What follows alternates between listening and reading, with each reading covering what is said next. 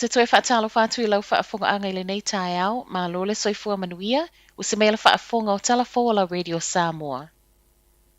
O le whaatupula ia wa o ngā whaia mai le whale, ua sa wai ma le wala au e whaia siaki na ia mauti noa o le leia o ngā whanau. O le wasilia ma le sefulu afe whanau ni usila wa o ngā mai le whale.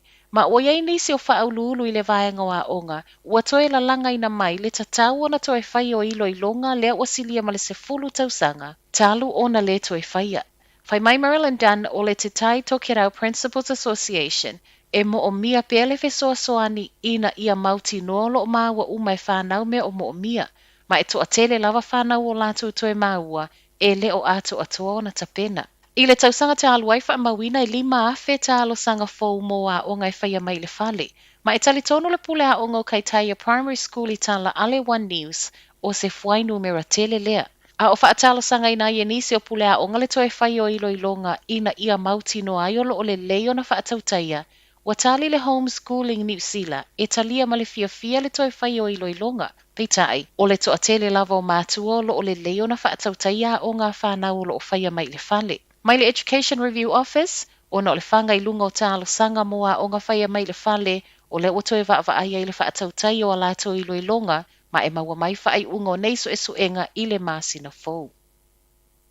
E ta tau na whaatu mau pe le whaamalo si o le whai o maski to tonu a onga pe a whai ae se e ni usila i le moli lanu moli. O le aso tofi o le vaiaso le nei leo le a fili ai le malo, pe ta tau na suia mai le moli lanu mumu o lo tātou iei nei. I le moli lanu moli. I lalo le moli lanu moli, e nā ona una ia o whanau e whaia mask, ai ele o mamafa whaatu saita i ala o le moli lanu mumu. Ma e tali tonu ai le iso e su e a Michael Baker, e lama tia ngō fiei whanau e le i whaia tui ai mai se, o lea e to a tele whanau matangata mātutu o lo maua pēa i le long COVID.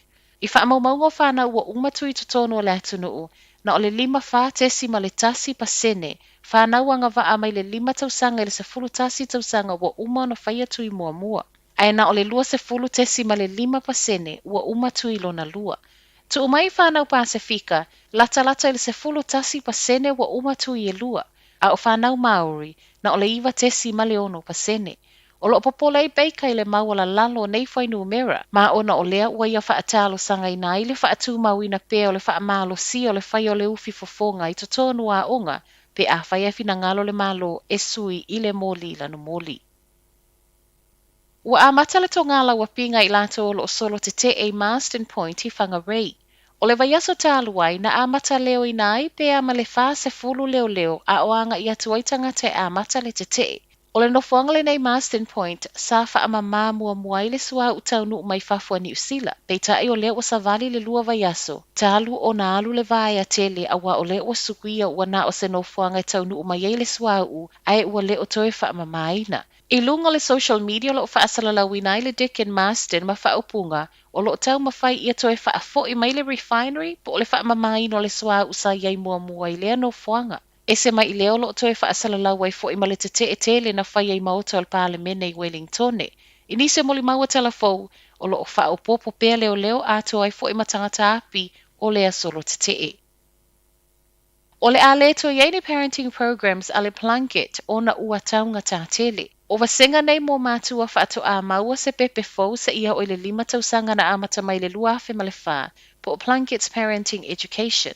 O na ua taunga tā tele, ma ua le mawhai e ona toe whaawau e tūsama reporti a le tioa ni usila. O le whaai unga le masino iuni o le a whaamuta ai, ma o le a motu siai ma ngā luenga le silia ma le lua se fulu, e se ile isi se fulu wono o le a whaai tia i tū la whai ngā luenga. Ono se lau courses I tutonu o le tausanga sa awa iei le tūsama le wha afe mātua, ma tālo na saule kōviti o lea sa suia uma online. Mai le pule sili Amanda Malu, I le taimi nei e tūsama le wha se lau wafe tupe ngau po o deficit ale polo kalame I tutonu o le tausanga, ma ono o lea ua le mawhai ai, ona toe wha a wau. E le I whai ngō fia le whai unga peita e whai lea mo le mautino lo o mawhai peo na wha a wau nisi o au nanga I le anga I luma. A o lo mai le whaamuta o nei wasenga, o lo o whaawau pēr le taula I nisi o I tu o lo o tele ina mo o miai pēr e mātua le whesoasoani I le whaawhaile le ino whanawiti. Matala muli, o lo o whaawau pēr o na sawi lalo cases o le COVID ni usila. Cases fo reportia mai ana nafi, o no afe fitu se lau se fulu walu, ma tangata maliliu whaopopo e se fululua. O no se lau male wha i lātou etu ina mai reporti ana nafi o lo i whale mai e au whiei tangata ti ngā ina i lua se fulu male lua. O le ono afe fitu se lau se fulu walu ta ua mai ana nafi.